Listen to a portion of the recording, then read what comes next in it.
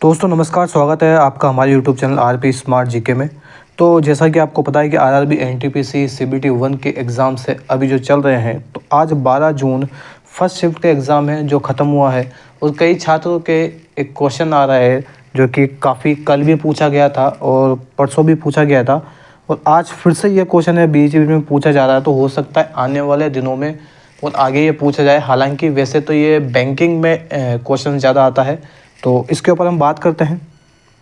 तो देखिए, इस तरह का एक क्वेश्चन आपको वहाँ पे देखने को मिलेगा, और हो सकता है कई छात्रों के लिए ये थोड़ा सा नया टाइप का क्वेश्चन हो, जो मान लीजिए रेलवे के एग्ज़ाम्स में पहली बार बैठ रहे हो, जिन्होंने टेक्नीशियंस या फिर ग्रुप डी 2022 का एग्ज़ाम जिन्होंने नहीं दिया, तो उनके लिए ये नया क्वेश्चन है।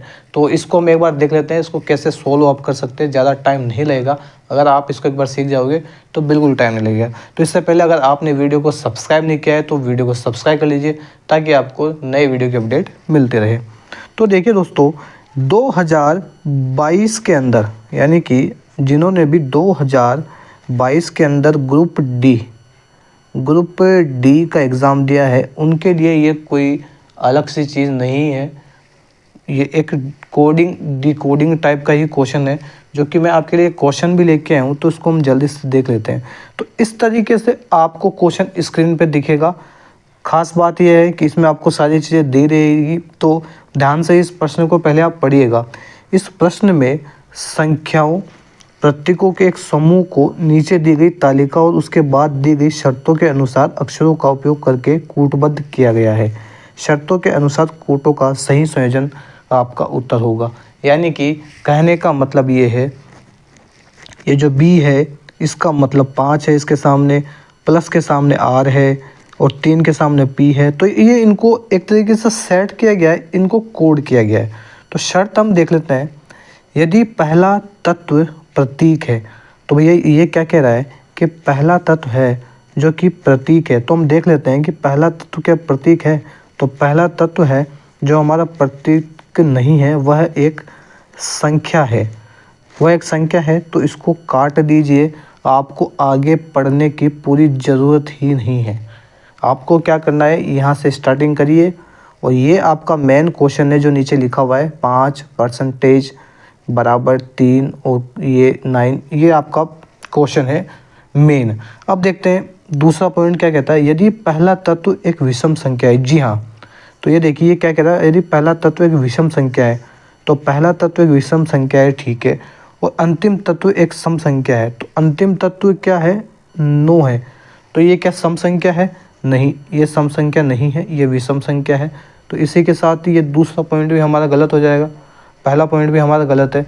तो हम तीसरा पॉइंट चेक करते हैं। तीसरा पॉइंट क्या कहता है, यदि दूसरे और तीसरे तत्व दोनों या तो प्रतीक या संख्या है, तो भैया ये हमें सेटिस्फेक्शन देगा ही कि क्या कह रहा है, यदि दूसरे और तीसरे, ये दूसरा है और ये तीसरा है, दोनों या तो प्रतीक या संख्या है, तो भैया दोनों प्रतीक है, हमें ये चीज़ पता लग गया। तो तीसरे तत्व को दूसरे तत्व के कूट के रूप में कूटबद्ध किया जाएगा। क्या कह रहा है, तो तीसरे तत्व को दूसरे तत्व के कूट के रूप में प्रतिबद्ध किया जाएगा। तो इसका मतलब ये है कि बाकी को तो हम, जैसे कि ये 5 है, तो 5 का क्या है भैया, 5 का बी है। तो इसमें देख लीजिए बी आपको स्टार्टिंग में नज़र आ रहा है, जी हाँ, तो बी मेरे को है स्टार्टिंग में ही नज़र आ चुका है। तो यहाँ पर तो इन ऑप्शन के अंदर यहाँ पे बी नहीं है, एक तो इसमें नहीं है और एक इसमें नहीं है, तो इन दोनों का खेल ख़त्म। अब आगे क्या बोलता है, तीसरे तत्व को दूसरे तत्व के कूट में कूटबद्ध किया जाएगा। किसको, तीसरे तत्व को। तीसरा क्या है हमारा, ये है बराबर का निशान, इसको किस में किया जाएगा, दूसरे के में। तो परसेंटेज के जगह क्या है, वी, तो इसकी जगह हमें क्या देखने को मिलेगा, इसकी जगह हमें देखने को मिलेगा वी। यानी कि इस थर्ड नंबर पे हमको वी चाहिए, और थर्ड नंबर पे वी हमारे पास में एक ही जगह है, ऑप्शन नंबर ए में। तो यही हमारा आंसर रहेगा। ये तो हमने ऑप्शन से हटा दिया। अब बात करते हैं पूरा, अगर हम देखें तो बी 5 की जगह हमारा आ गया बी, ठीक है, 5 की जगह हमारा आ गया बी। अब इसमें यह नहीं कहा गया कि दूसरे को भी तीसरे के रूप में करना है, तो दूसरे का तो जो परसेंटेज था वही रहेगा, ठीक है। तो दूसरे का परसेंटेज था तो दूसरे में भी वी रहेगा। तो ऐसे करके हमारा बी हो गया, फिर वी हो गया, फिर वी हो गया। तो और 3 का हम देख लेते हैं। 3 का आपको पी देखने को मिल जाएगा, 3 का पी देखने को मिल गया है। और इसका सी देखने को मिलेगा, तो ये सी देखने को मिल गया है। और 9 का आपको क्या देखने को मिलेगा, तो 9 का आपको ये एक्स देखने को मिल गया है। तो इसी तरीके से आप इन चीज़ों को ऑप्शन से भी कर सकते हो। आपको पूरा करने की बिल्कुल ज़रूरत नहीं है, ये ऑप्शन से होने वाली चीज़ है। और मात्र सिर्फ 5 सेकंड के अंदर अंदर इसका आंसर निकल सकता है, जबकि इतना बड़ा क्वेश्चन है। क्योंकि इतना डिफ़िकल्ट, इसमें डिफ़िकल्ट भी आते हैं, लेकिन इतना डिफ़िकल्ट आपके जो CBT 1 का एग्ज़ाम है उसमें इतना डिफ़िकल्ट नहीं पूछा जाएगा। खासकर वैसे तो ये बैंकिंग में ये क्वेश्चंस आते हैं, ये काफ़ी पूछा जा रहा है और काफ़ी बच्चों के लिए नया है, इसलिए ही मैं इस क्वेश्चन को लेके आया हूँ, ताकि आपको परीक्षा सेंटर में कोई भी दिक्कत ना हो। अब हम बात करते हैं कि आगे कौन कौन से और जो क्वेश्चन है रीजनिंग के अंदर, इसके अंदर आपके लिए पूछे गए हैं। तो कोडिंग, डिकोडिंग ये तो आप कर ही रहे हो। उसके बाद में डायरेक्शन, ठीक है, डायरेक्शन आप कर लीजिएगा। मिसिंग नंबर हर एग्ज़ाम में आता है, आपको करना ही है। तो एक मैं आपको सलाह दूंगा, 2022 का अगर आपके पास में कोई सेट है तो आप उसको लगा के जाइए। आपको डेफिनेटली ये वही सेट पूछा जा रहा है 2021-22 का रीजनिंग इसमें पूछ रहे हैं, और कोई नया नहीं है। क्योंकि इनके पास क्वेश्चन नहीं है, क्योंकि बच्चे क्या करते हैं कि जो प्रीवियस होते हैं SSC में जो पूछ रहा है उनको पूरा पढ़ जाते हैं। तो ये बिल्कुल एक तरीके से पता लग जाता है कि किस तरह का पैटर्न है जो पूछा जाता है। तो ये क्या करते हैं, थोड़ा पीछे का, यानी कि 2025 चल रहा है ना, तो ये 2-3 साल पहले का उठाते हैं और वहाँ से क्वेश्चन, नया क्वेश्चन तो बनने से था कि कोई नया क्वेश्चन मार्केट में जाएगा।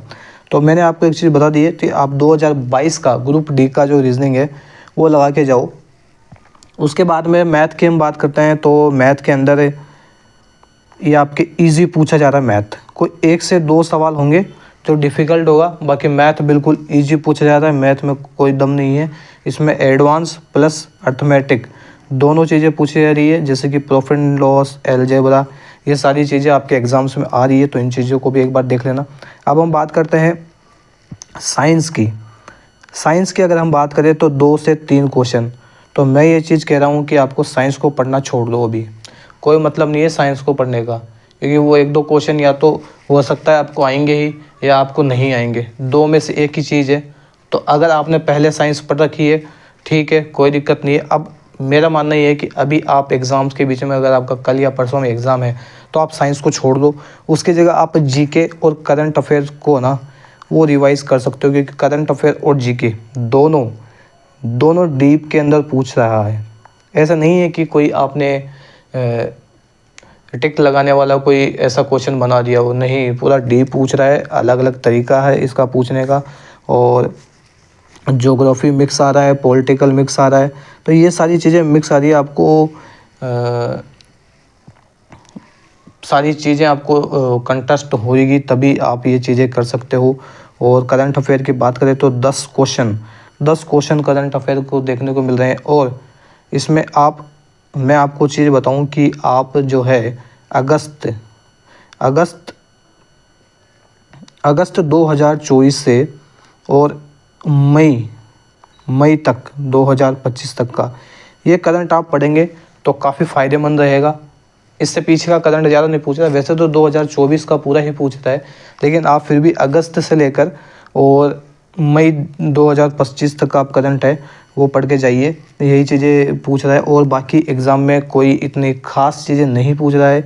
एग्ज़ाम मैं कहूँ तो इजी टू मॉडरेट है पढ़ने वाले बच्चों के लिए, और जो जिनकी तैयारी कुछ ख़ास नहीं है उनको हार्ड भी लगेगा, मॉडरेट भी लगेगा, काफ़ी सारी चीज़ें हैं। तो यही चीज़ें आप जीके में इंडेक्स वगैरह जो आता है वो आप पढ़ के जाइए। इंडेक्स से काफ़ी क्वेश्चंस पूछे जा रहे हैं। और ज्योग्राफी मैंने आपको बता ही दिया।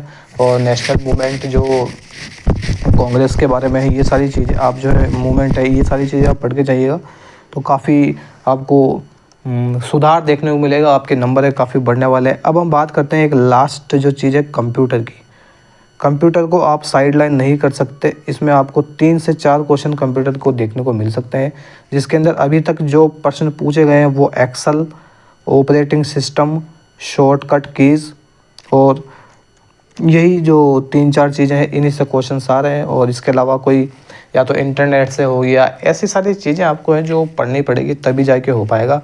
तो अभी तक जो आज की जो शिफ्ट में ये पूछे गए थे ये क्वेश्चन है, तो ये आपको आने वाले दिनों में काफ़ी महत्वपूर्ण भूमिका निभाएंगे। तो वीडियो कैसे लगी आप कमेंट करके ज़रूर बताना। कोई डाउट हो तो कमेंट सेक्शन में पूछ सकते हो। तो मिलते हैं नेक्स्ट वीडियो में, तब तक के लिए जय हिंद।